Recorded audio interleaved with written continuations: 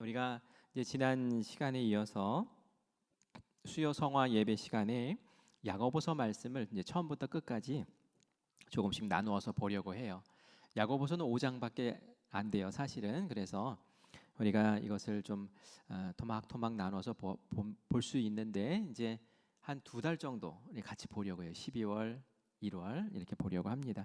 한번 꼭꼭 씹어 먹어 봤으면 좋겠어요. 사실은 야고보서를 루터, 이 종교개혁자 루터는 지푸라기 성경이라고 얘기를 했어요. 이 지푸라기라는 표현은 좋은 표현입니까? 나쁜 표현입니까? 별 볼 일 없는 거란 얘기예요. 없어도 괜찮은 뭐 이런 표현을 막 썼어요. 왜 루터가 이런 표현을 썼느냐 하면은 루터는 그 당시에 그 가톨릭이 그 행함으로 인해 행위로 인해서 구원받는다. 율법 굉장히 강조하고 또 행위에 대해서 굉장히 강조했잖아요. 그래서 이거 아니다. 로마서에 보면 오직 믿음으로 말미암아 구원받는다고 분명히 써 있어. 성경대로 해야지. 오직 믿음이야. 오직 믿음이야. 이렇게 주장하면서 종교 개혁을 일으켰던 사람이에요. 그런데 야고보서 말씀을 보니까 믿음보다 행함을 더 앞세우는 것 같단 말이에요.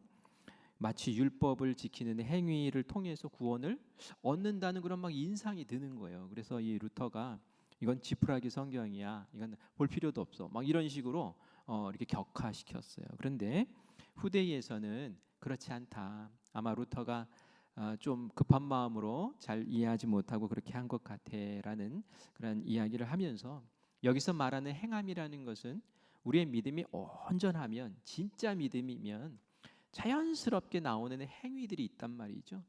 그런 행위의 열매들을 맺어야지 그게 진짜지. 믿음도 약한 믿음이 있고 큰 믿음이 있고 가짜 믿음이 있고 진짜 믿음이 있고 이렇단 말이에요. 그죠? 베드로도 너 왜 믿음이 약하냐고 예수님이 야단치셨잖아요. 그죠? 이 의심 있긴 믿음은 이건 열매가 안 나타나거든요. 그러니까 여기서는 온전한 믿음으로 열매 맺는 그리스도인의 삶, 열매까지 나아가는 그런 그리스도인의 삶이 필요하고 그러한 성숙이 필요하고 그런 성장이 필요합니다라는 마음으로 이 야고보 기자가 복음적인 삶을 살면서 이렇게 우리의 삶이 더 성숙해지기를 원하는 그런 모습으로 이 말씀을 기록하고 전해주는 것이죠.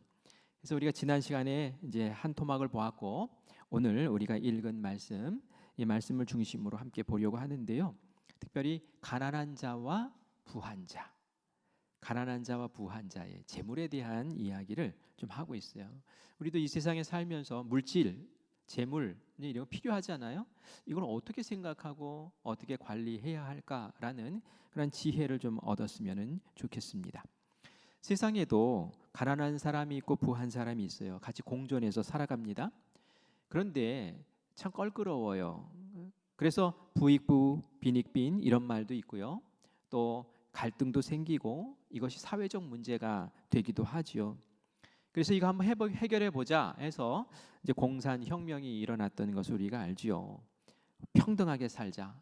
부자도 없고 가난한 사람도 없게 우리 평등하게 한번 살아보자. 그 세상 한번 만들어 보자 하고 일으켰던 것이 공산주의 혁명이죠.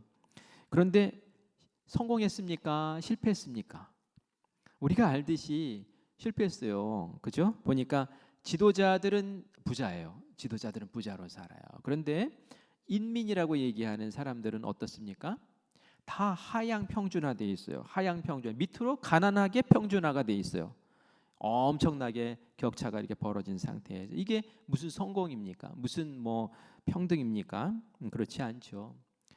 우리가 이런 부와 또 가난함이 이렇게 같이 섞여 있는 세상에서 우리가 살고 있는데 교회도 세상 안에 있기 때문에 이 교회도 세상 사람들이 들어오는 거잖아요. 그러니까 이 교회도 가난한 사람, 부한 사람이 같이 공존하고 있단 말이죠.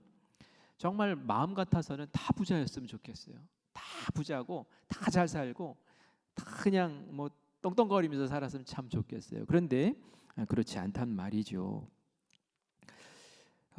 빈부의 문제, 이 문제는 사실 예수님이 오실 때까지는 해결되지 않을 거예요. 예수님이 오셔서 이 세상이 끝나고 우리가 천국 가면 그때는 다 같이 부자로 행복하게 살게 되지 않을까 그런 생각이 들어요. 그렇다고 우리가 교회 다니는 신앙인으로서, 예수님을 아는 신앙인으로서 그 세상 사람들처럼 그리고 부익부 빈익빈 속에 서로 갈등하면서 또 째려보면서 속상해하면서 그렇게 살면 또 안 되잖아요. 그래서 야고보가 교회 안에도 가난한 또 부한 이들이 같이 섞여서 살고 있는데 그리스도인이라면 이런 정신으로 이런 마음으로 그렇게 살아야 한다. 이 문제를 이렇게 처리했으면 좋겠어 하면서 답을 제시해 주는 것이 오늘 우리가 읽은 짧은 3절 안에 담겨 있습니다. 빈부의 실체를 사실은 이 야고보서는 기자는 그냥 그대로 인정을 해요. 부자가 가난한 사람 막 도와줘야 되고 뭐 이렇게 뭐 해야 되고 뭐 이렇게 이야기하지 않습니다. 오히려 그냥 있는 그 상태를 인정해 주면서 가난한 사람들은 이렇게 생각해라, 부자들은 이렇게 생각해라 하면서 각각에 대해서 교훈을 주시죠. 이것이 하나님 믿는 사람은 이 교훈을 알고 살아야 돼라고 교훈을 주는데요. 우리 말씀 속으로 한번 같이 들어가 보겠습니다. 우리 9절과 10절 말씀을 다시 천천히 읽어볼게요. 우리 2절만 같이 비교해 가면서 생각하면서 읽어봅시다. 9절 시작. 낮은 형제는 자기의 높음을 자랑하고 10절 부한 자는 자기의 낮아짐을 자랑할지니 이는 그가 풀의 꽃과 같이 지나감이라 라고 말하고 있어요. 9절에 보니 낮은 형제라는 그런 표현을 써요. 낮은 형제가 도대체 뭡니까? 높은 형제, 낮은 형제. 낮은 형제는 도대체 뭘까? 우리가 10절 말씀을 보면 이게 대비되어 있기 때문에 알 수 있어요. 10절에는 부한 자라고 이렇게 표현되어 있지 않습니까? 그러면 이 낮은 형제는 가난한 형제, 가난한 사람을 이야기하는 거죠. 그런데 왜 가난한 사람을 가난한 사람이라고 표현하지 않고 낮은 형제라고 그렇게 표현했을까요? 가난하면 말이죠, 사회적으로 지위가 낮게 이렇게 취급받기 때문에 그렇죠. 때로는 무시당하기도 하고요. 또 자존감도 낮아지고요. 그리고 난 왜 이렇게 밖에 안 되는 거지? 하는 그러한 마음이 들죠. 내가 이 세상에서 불필요한 존재인가? 막 이런 생각도 들고요. 이런 열등감에 빠지기도 합니다. 이거 극복하지 않으면 참 문제가 생기죠. 그래서 낮은 형제라는 표현으로 이렇게 썼던 거예요. 그 열등감이 있는 사람은 열등감 속에서 그냥 헤매다가 끝나는 게 아닌 것 같더라고요. 이 열등감이 있는 사람들도 말이죠, 거기서 벗어나고 싶어해요. 나도 쓸모 있는 사람이다, 나 인정받고 싶다, 이제 그런 마음이 있어요. 그런데 이 가난에서는 이게 벗어날 수가 없는 거예요. 그러니까 이 사람들은 어떻게 생각을 하기가 쉬운가 하면은 부한 사람들을 비난을 하면서 이 벗어나려고 하는 것도 있더라고요. 이런 얘기입니다. 저 사람은 부자가 된 게 부정한 방법을 써서 그래. 저 사람은 세상에서 나쁜 짓 해가지고 저렇게 번 거야. 운이 좋아서 그래. 이러면서 말이죠, 나쁜 사람 취급을 하면서 갈등과 또 다툼의 그런 어려움이 생기기도 해요. 이건 해결 방법이 아닌 거죠. 그래서 이 야고보가 가난한 사람에게 어떻게 하라고 이야기를 해 줍니까? 우리 9절 말씀 다시 볼게요. 뒷부분을 좀 생각하면서 읽어볼게요. 다시 한번 읽을게요. 낮은 형제는 자기의 높음을 자랑하고, 이렇게 표현하고 있어요. 가난한 형제들은, 가난한 사람들은 자기의 높음을 자랑하려. 이게 도대체 무슨 말이에요? 아무리 이렇게 봐도 이해가 되지 않잖아요. 그죠? 낮은 형제, 열등감도 있고 자존감도 낮고 사회적 지위도 낮은데, 그런데 자기의 높음을 자랑하라고? 근데 뭐가 높아? 이렇게 생각할 수 있어요. 그런데 말이죠, 여기서 형제라는 표현에서 우리가 힌트를 좀 얻을 수가 있어요. 형제. 야고보가 형제라고 얘기할 때는 누구를 얘기하는 겁니까? 세상 사람들을 얘기하는 건 아니에요. 누구를 얘기해요? 그리스도 안에서 예수님 함께 믿는 사람들을 이야기하는 것이죠. 그래서 높음을 자랑하라고 얘기하는 것은 다른 것이 아니라 네가 하나님의 자녀된 것, 예수님을 통해서 우리가 예수 믿는 사람으로 그 자녀로 인정받은 거, 우리 형제잖아. 그것을 너희가 높여 자랑해라 라고 이야기를 하는 거예요. 하나님의 자녀이기 때문에 주눅들지 마. 하나님의 자녀이기 때문에 자존감 낮아질 필요 없어. 세상의 눈으로 볼 때는 너희들을 돈으로 따졌을 때, 돈을 기준으로 할 때는 낮은 사람 취급할지도 몰라. 그런데 우리가 그리스도 안에서 형제가 되고 그리스도 안에서 자녀가 되었을 때는 우리에게는 하나님의 자녀로서의 특권이 있고 그런 지위가 있고, 그리고 천국의 소망을 가진 천국 백성이니까 얼마나 특별한 사람이니? 라고 그렇게 이야기하고 있죠. 누가복음 6장 20절 말씀을 같이 읽어보겠습니다. 시작. 예수께서 눈을 들어 제자들을 보시고 이르시되 너희 가난한 자는 복이 있나니 하나님의 나라가 너희 것임이요 라고 예수님이 말씀하셨어요. 가난한 자는 복이 있대요. 왜 가난한 자가 복이 있습니까? 하나님의 나라가 그들의 것이기 때문에. 마태복음에는 이것을 심령이 가난한 자라고 표현을 했죠. 가난한 사람들은 그 심령도 가난하잖아요. 그 심령이 가난한 사람들도 하나님의 나라를 받을 사람들이기 때문에 복이 있다라고 그렇게 표현을 합니다. 가난하지만 하나님의 자녀이기 때문에 낙심하지 말고 좌절하지 말고 자존감 상할 필요 없고 너는 하나님의 자녀고 소중한 사람이라는 것을 알고 자신을 높여라 라고 그렇게 말하는 줄 믿습니다. 예수님이 우리를 위해서 생명값을 지불을 하셨잖아요. 특별한 사람으로 만들기 위해서 예수님이 십자가에 달려 그 생명을 우리에게 내어주셨잖아요. 우리가 이렇게 존귀한 사람이다라는 것을 절대로 잊지 말라는 거예요. 그런데 우리가 여기서 착각하시면 안 돼요. 무슨 착각이냐면은 게을러서 가난해진 사람이 있어요. 게을러서 가난해진 사람. 부지런히 일 안 하고 열심히 일 안 하고 성실하게 일 안 하고 말이죠. 그래서 배짱이처럼 놀다가 가난해진 사람이 있어요. 이 사람조차도 뭐 높아진다고 자랑해라 뭐 이거 아닙니다. 성경에서는 그렇게 권하지 않아요. 성경에서는 잠언 말씀을 통해서 수시로 이야기하죠. 그러면 안 된다고, 게으르면 안 된다고, 그러면 굶는다고 그렇게 분명히 경고하고 있어요.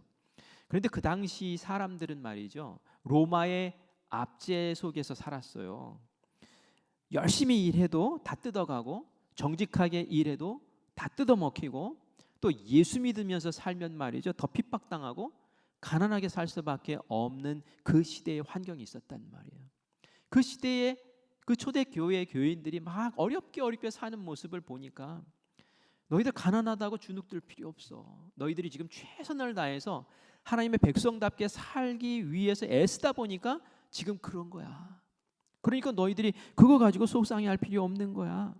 사회적 구조 속에서 어쩔 수 없이 너희들이 겪게 되는 그 가난의 상황과 형편 속에서 너희들 지금 최선을 다하고 있으니까 괜찮아. 그리고 너희는 하나님의 자녀잖아. 걱정하지 마라고 그렇게 이야기하는 거죠. 고린도후서 6장 10절 말씀 같이 읽습니다.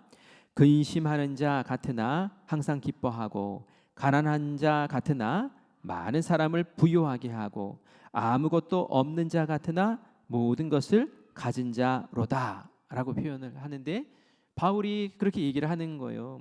나는 가난한 자 같지만 나는 많은 사람을 부유케 해. 그렇죠? 사실 바울이 그 시대의 어떤 경제 수준으로 보면 가난했어요. 사실 바울은 부자가 될 수 있는 조건들 다 가졌죠. 학벌 좋았죠. 가문 좋았죠. 로마 시민권까지 있었죠. 그냥 돈 벌기로 작정하면 말이죠, 그 당시에 돈을 쓸어 모을 수 있는 그런 자격이 있었던 사람이에요. 하지만 그것을 예수님을 딱 안 다음부터는 배설물로 여기고 이방인 복음 전하는 선교사로 다녔죠. 자발적으로 이 바울은 자기가 가난하기로 작정을 하고 간 거예요. 선교 지원비를 많이 받지 못했어요. 그래서 선교 지원비가 없을 때는 어떻게 합니까? 어떻게 합니까? 텐트 만드는 일을 하는 거예요. 텐트 만드는 일 하면서 또 생계를 벌고, 그래서 그걸로 먹고 살면서 그 일을 하는 거예요. 그런데 말이죠, 자기가 그렇게 표현해요. 나 가난한 자 같아 보이지? 근데 가난한 자 아니야. 왜냐하면 나는 많은 사람을 부유하게 하거든. 왜요? 복음을 전하면서 그들의 영혼을 살리고 그들이 하나님을 알게 만들고 그들을 하나님 백성 만드니까 내가 겉으로 볼 때는 가난해 보이지만 나는 정말 가난한 사람, 심령이 가난한 사람들, 지옥에 갈 사람들을 부유하게 만드는 그 일을 하고 있으니 내가 가난한 사람 맞니? 라고 얘기를 하는 거죠. 절대 가난한 사람이 아니라는 그런 얘기를 하는 거예요. 그러면서 아무것도 없는 자 같으나 모든 것을 가진 사람이 바로 나야. 왜요? 나는 천국에 가서 상 받을 사람이기 때문에. 내가 누구보다도 하늘나라 가면 하나님이 의롭다 하시면서 면류관 상급 주실 것이 너무 분명하기 때문에 누구보다 부자고 나는 누구보다 모든 것을 다 가지고 있는 사람이야 라고 그렇게 바울은 당당하게 이야기하고 있는 거예요. 시각이 너무 다르죠. 그래서 예수 믿는 사람들은 이런 시각을 가지고 있어야 된다는 거예요. 특별히 내가 이 세상 가운데 열심히 일하고 노력하고 애쓰는데도 나는 가난해. 아니에요. 그것으로 인해서 주눅질 필요 없는 거예요. 하나님께서 나에게 하나님의 백성으로 삼으시고 나를 주눅들지 않게 하시고 나와 함께 하시고 나에게 공급하시면서 내가 또 복음 전하게 하셔서 다른 사람을 풍요롭게 하고 이런 역할들을 감당하게 하는 것으로 인해서 나는 이미 부자야. 이런 마음을 갖기를 야고보는 원했던 거예요. 정말 바울은 진짜 부자였어요. 왜냐하면은 세상의 부자들은 다 내려놓고 가잖아요. 갈 때, 그렇죠? 누가 가져가는 거 보셨어요? 다 놓고 가잖아요. 우리가 천국 갈 때 가져갈 수 있는 게 뭐가 있을까요, 도대체? 뭐를 가져갈 수 있을 거예요? 내가 예수님 믿으면 나를 가져갈 수 있을 거예요, 그렇죠? 나를 가져갈 수 있어요. 그리고 또 가져갈 수 있는 게 있대요. 이게 뭐냐면은 내가 전도한 사람, 내가 복음 전하는 사람, 그 사람들이 다 천국 갈 거니까 나의 상이 바로 그 사람들이죠. 이 상을 같이 가지고 가는 거예요. 그러니까 바울은 이 세상에서 가난하게 지내면서도 복음 전하면서 자발적으로 가난한 길을 선택했음에도 불구하고 나는 모든 것을 다 가졌어 라고 그렇게 자신만만하게 이야기할 수 있었던 것이죠. 제가 예전에 그런 얘기 한 적이 있어요. 친구들, 그 초등학교 동창들 이렇게 만남이 있어서 이제 갔는데 저는 그때 부목사였고 우리 다른 친구들은 만나서 보니까 다들 뭐 이사도 하고 있고 무슨 건설 회사 무슨 회사 하면서 이렇게 중직들에 이렇게 앉아서 이제 있더라고요. 주차장에 차를 대는데 창피했어요. 다른 차들이 다 번듯번듯한 거예요. 막 이렇게 대형 차들 이렇게 외제 차들 막 이렇게 쫙 있는 거예요. 제가 거기다 대려니까 저는 그때 중형차였거든요. 좀 창피하더라고요. 그래서 저 구석에다 댔어요. 구석에다 대놨어요. 왜 그렇게 부끄러운 마음을 가졌는지 모르겠어요. 그리고 같이 모여서 이야기도 하고 밥도 먹고 그리고 나서 이제 저는 또 교회 가야 되니까 너희들 여기서 하룻밤 자고 그럼 잘 지내라. 나는 이제 먼저 간다. 그리고 나오는데 한 친구가 나 역까지만 좀 데려다 달라고 얘기를 하더라고요. 그 친구는 무역회사를 운영하는 사장님이었는데 그래요. 어쨌든 그래 같이 가자 하고 이제 제가 제 차 있는 데로 데려갔죠. 그리고 이제 제가 제 차를 문 열어주고 그리고 나서 차가 누추해서 미안하다 그런 얘기를 했어요. 미안하다 차가 누추해서 그랬어요. 그랬더니 그 친구가 저를 이렇게 쳐다보면서 얘기를 하더라고요. 왜 뭐가 미안해? 너는 목사님이잖아.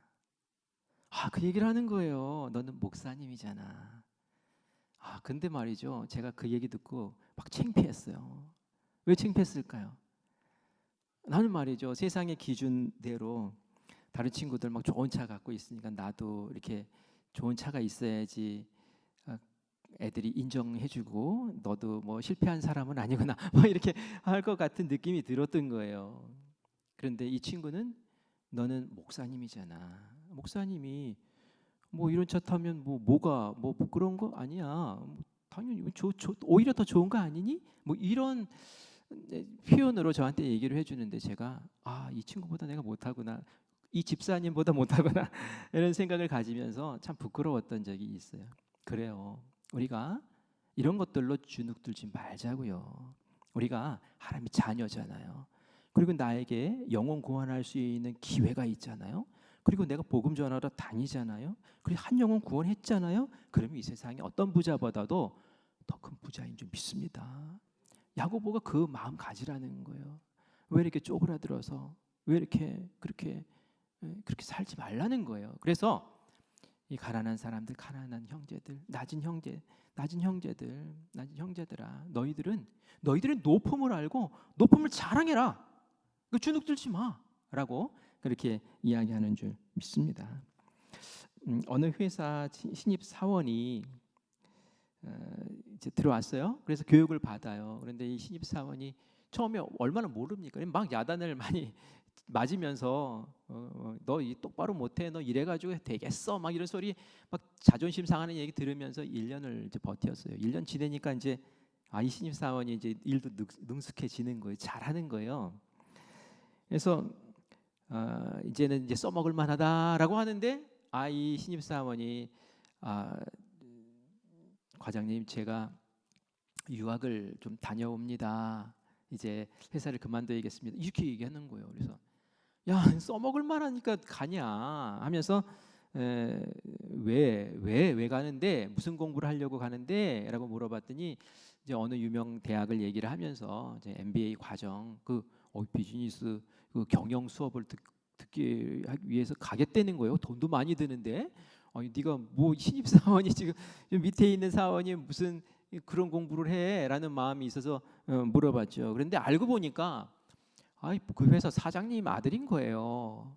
그 회사 사장님 아들이 그 회사 밑바닥부터 배워라라는 아버지의 명령 때문에 들어와가지고 밑바닥부터 바닥 쓸면서 이제 배우기 시작했던 거예요.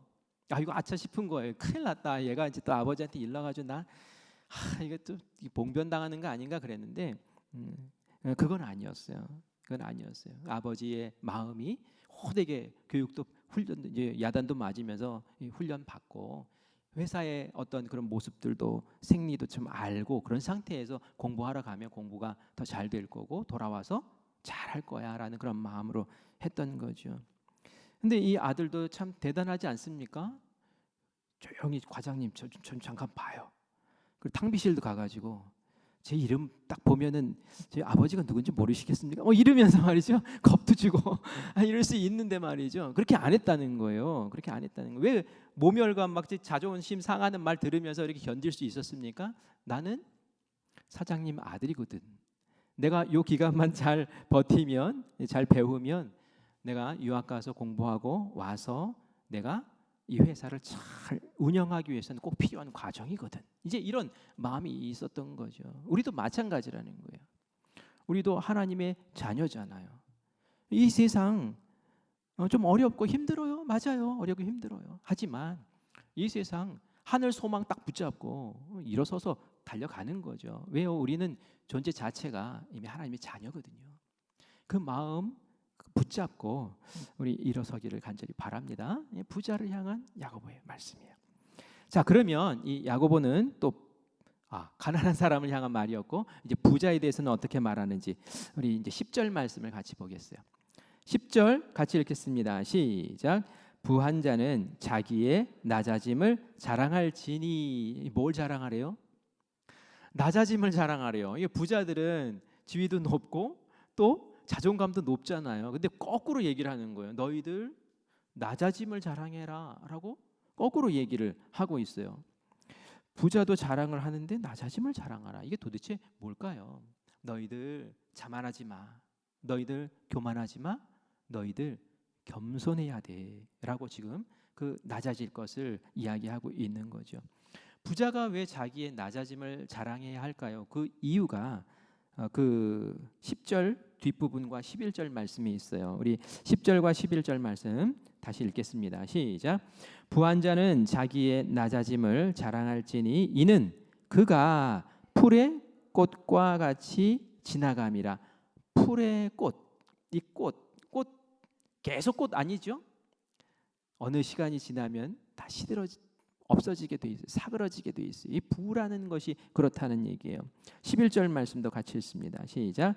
해가 돋고 뜨거운 바람이 불어 풀을 말리면 꽃이 떨어져 그 모양의 아름다움이 없어지나니 부한 자도 그 행하는 일에 이와 같이 쇠잔하리라. 너희들 그 부라는 것 가지고 막 어깨에 으쓱하고 뭐 그냥 고개 빳빳하게 들고 막 큰 소리 치고 그러는데 그거 어느 날 쇠해지는 거야. 꽃이 떨어지는 것처럼. 그게 영원하지 않은 거야. 시들어가는 거야. 이렇게 이야기하면서 그렇기 때문에 너희들은 오히려 낮아짐을 자랑하라라고 그렇게 이야기합니다. 부라는 것은 영원하지 않아요. 그죠? 불확실해요. 그리고 임시적인 거 잠깐 있다가 놓고 가는 겁니다. 우리가 읽었던 이 말씀, 꽃 시들고 뭐 이런 얘기들은 사실은 야고보가 구약의 말씀을 인용해서 한 겁니다. 이사야서 40장 6절에 보면 이와 비슷한 말씀이 있는데요. 이 말씀을 야고보가 인용을 한 거예요. 우리 이사야서 40장 6절 말씀도 같이 읽겠습니다. 말하는 자의 소리여 이르되 외치라. 대답하되 내가 무엇이라 외치리까 하니 이르되 모든 육체는 풀이요 그의 모든 아름다움은 들의 꽃과 같으니 쇠해버릴 것이다 라는 그런 얘기죠. 이게 어디서 나오는 말이냐면은 이사야 선지자를 통해서 하나님이 이스라엘 백성들에게 이제 선포하라고 말씀하신 거예요. 이스라엘이 죄를 지어서 하나님 징계하셔서 바벨론 포로로 끌려갔어요. 거기서 고생했어요. 그리고 기한이 됐어요. 하나님이 때를 정했는데 이제는 돌아갈 때가 된 거예요. 그래서 그들에게 위로와 소망을 얘기를 하라고 지금 이사야 선지자에게 얘기를 하는 거예요. 그러면서 이 말을 한 거예요. 모든 육체는 풀이요 그의 모든 아름다운 들의 꽃과 같도다 하면서 이게 쇠해질 것이다 라는 얘기를 하는데 이 누구를 지칭하는 거냐면 바로 바벨론을 지칭하는 거예요. 바벨론이 힘 있고 바벨론이 권력 있고 세계를 다 지배하는 것 같지만 너희들도 꺾어질 거야. 너희들도 꺾어질 거야. 다시 말해서 그래서 이 본문 말씀을 야고보서가 싹 인용을 해가지고 한 거예요. 힘 있고 세상에서 힘 있고 세상에서 권세 있고 그런 것 같지 영원할 것까지 절대 영원하지 않아. 그거는 임시적인 거야. 부라는 것도 마찬가지야 하면서 그렇게 얘기하는 거예요. 부자라고 너희가 끝까지 부자가 아니다라는 그런 이야기를 하는 거죠. 그래서 여기서 우리가 삶의 목표를 다시 생각해 봐야 되는 거예요. 하나님 나라. 그 소망이 없는 사람은 이 부라는 것도 죽으면서 다 끝나버리는 거고 그러면 지옥 가버리면 끝나는 거잖아요. 거기에 대해서 그냥 집중하고 몰두하고 이 세상을 부, 재물 이런 거 쌓는데 그렇게 몰두하면서 살고 그거 의시되고 그거 자랑하고 그것을 신우친처럼 여기고 이렇게 살면 안 된다는 거죠. 망한다는 거예요.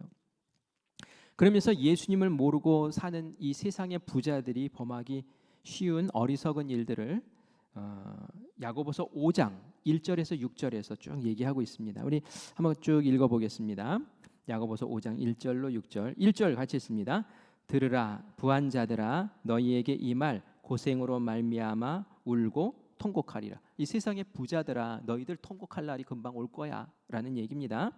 자 2절 읽습니다. 시작. 너희 재물은 썩었고 너희 옷은 좀 먹었으며 3절도 읽을까요? 시작. 너희 금과 은은 녹이 쓸었으니 이 녹이 너희에게 증거가 되며 불같이 너희 살을 먹으리라. 너희가 말세에 재물을 쌓았도다. 너희가 이 말세에 재물 막 쌓는 일에만 몰두했다는 거예요. 쌓고 또 쌓고 또 쌓고 더 필요해 하면서 막 쟁여놓고 나누면 참 좋겠는데 그렇지 않았다는 거예요. 근데 그 쌓아놓은 재물이 어떻게 돼요? 다 썩어버릴 거야. 필요 없는 것이 된다는 거예요. 옷도 금, 은 그런 보석들도 녹슬어버리고 그것이 너희에게 너희 살을 먹는 그런 재앙이 될 거야 라고 그렇게 이야기를 하고 있는 것이죠. 그리고 재물이 근데 우리가 생각해 봅시다. 세상에 재물이 그렇게 나쁜 거예요? 있으면 더 좋은 거 아닙니까? 다다 익선 아니?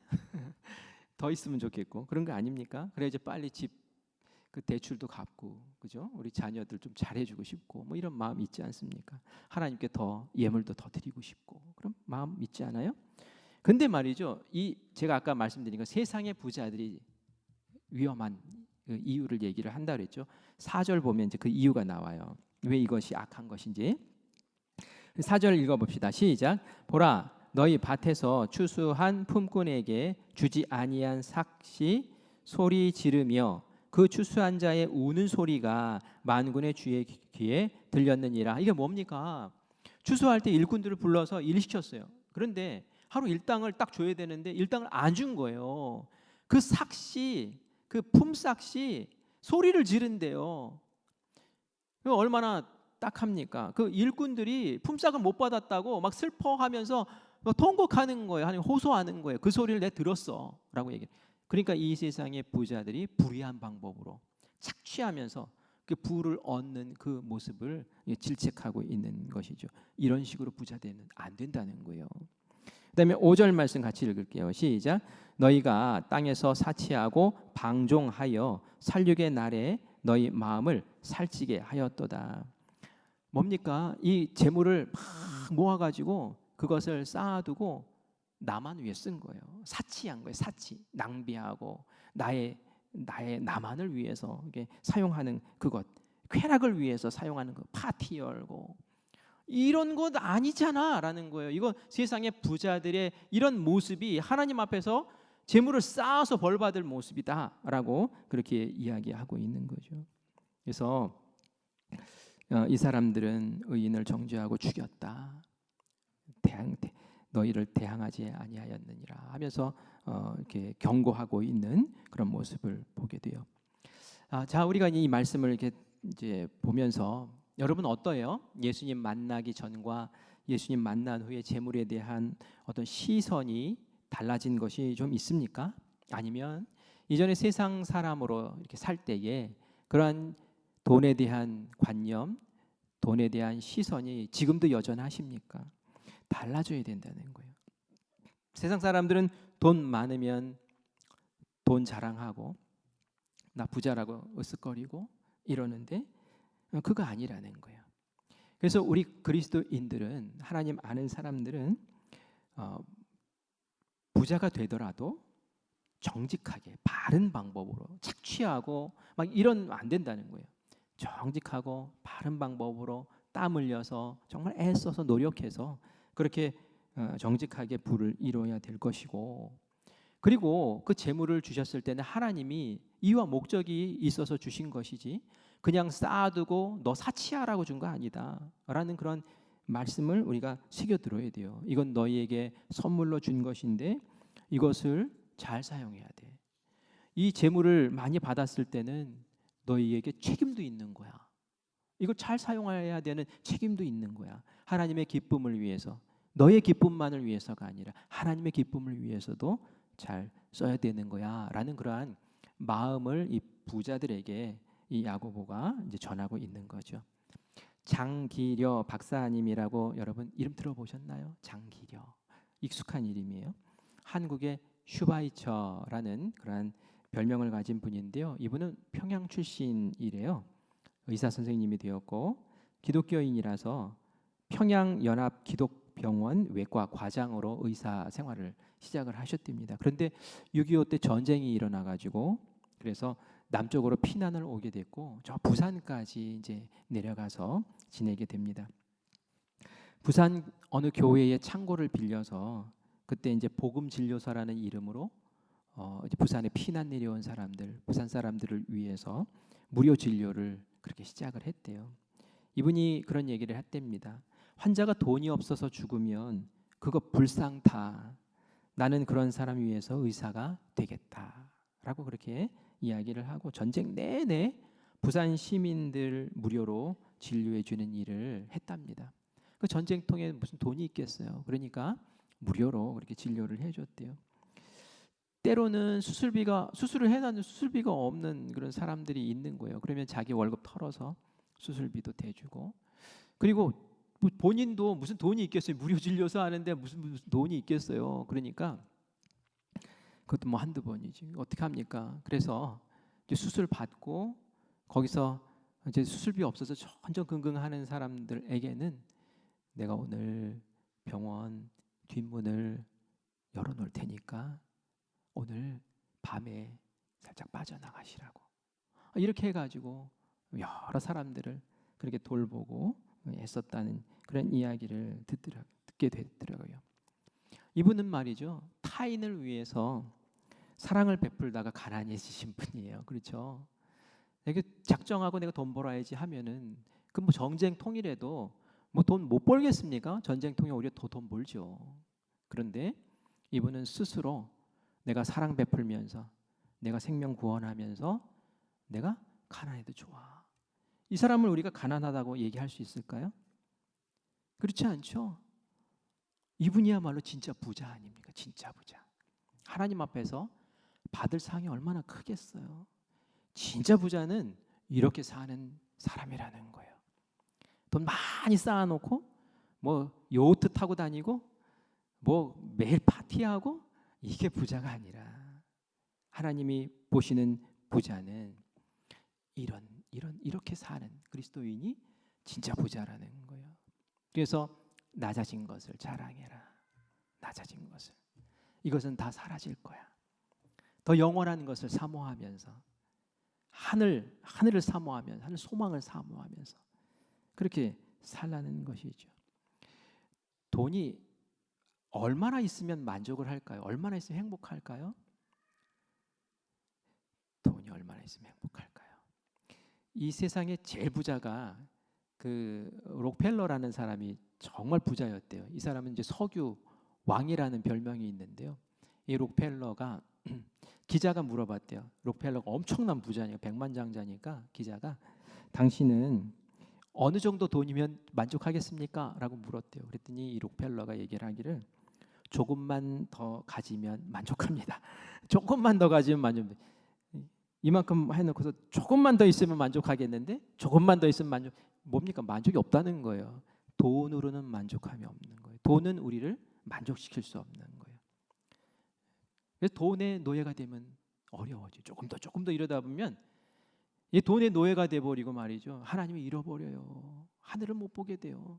그러니까 이 시선을 잘 하늘나라에 고정을 해야 된다라는 얘기죠. 그런데 이 록펠러는 침례교인이었어요. 그래서 어머니도 침례교인이었고 어머니의 신앙 지도에 따라서 이 사람은 신앙생활 열심히 했습니다. 물질을 어려운 사람에게 나눌 줄 알아요. 록펠러 재단을 만들어서 병원을 세우고 학교를 지어주고 이 록펠러가 미국에서 엄청난 그 선한 행동들 많이 했어요. 왜요? 그리스도인이니까. 이건 내가 다 싸가지고 갈 게 아니니까. 그리고 또 하나님 앞에 철저하게 11조하고 이런 정신으로 살았어요. 이 사람이 나중에 이제 죽게 되죠. 록펠러가. 변호사가 이제 그 재산을 이제 정리를 하고 유산 나눠주고 뭐 이런 거 할 거 아니에요. 근데 기자가 또 물어봤어요. 도대체 얼마나 록펠러 회장이 남겼는지 너 궁금한 거예요. 도대체 이 사람이 얼마나 부자일까 너무 궁금해가지고 물어봤대요.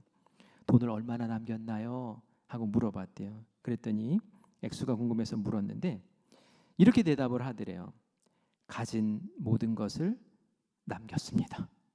가진 모든 것을 남겼습니다. 그렇죠. 참 현명한 대답이에요. 아무것도 가져가지 못했다는 거죠. 다 놓고 갔다는 얘기예요. 전도서 5장 15절 말씀 같이 읽어볼게요. 시작. 은을 사랑하는 자는 은으로 만족하지 못하고 풍요를 사랑하는 자는 소득으로 만족하지 아니하나니 이것도 헛되도다. 돈으로 만족이 없다는 얘기죠. 15절 같이 읽습니다. 시작. 그가 모태에서 벌거벗고 나왔은즉 그가 나온 대로 돌아가고 수고하여 얻은 것을 아무것도 자기 손에 가지고 가지 못하리니 아무것도 가져가지 못한다. 우리가 이제 재물에 대한 그 생각을 다시 잘 하셔야 돼요. 지금도 좀 더 모아야지, 좀 더 모아야지, 좀 더 모아야지 안전하고, 좀 더 모아야지 평안하고, 좀 더 모아야지 안심되고. 그래서 쌓아둬봐야 결국은 하나님 앞에서 너 왜 이렇게 쌓아두기만 하다 왔니? 이렇게 책망된 일이 있다는 거죠. 우리가 하나님의 나라의 백성으로서 어떻게 살아야 될까라는 것을 다시 고민해보고 나는 가난해. 그래서 너무 속상해 하시는 분은 오늘 다시 힘을 얻기를 바랍니다. 그리고 나는 부자야 라고 생각하시는 분, 난 돈이 더 필요해 이렇게 생각하시는 분은 이 정도면 이미 나에게 충분한 것 아닌가. 이제는 내가 하나님 앞에서 어떻게 이 물질을 사용하면서 하나님 앞에 설 것을 준비할 것인가 라는 것을 또 생각하면서 주님 앞에 부끄럽지 않은 그런 삶을 같이 살아나가는 우리 모두가 되기를 간절히 축원합니다. 아멘.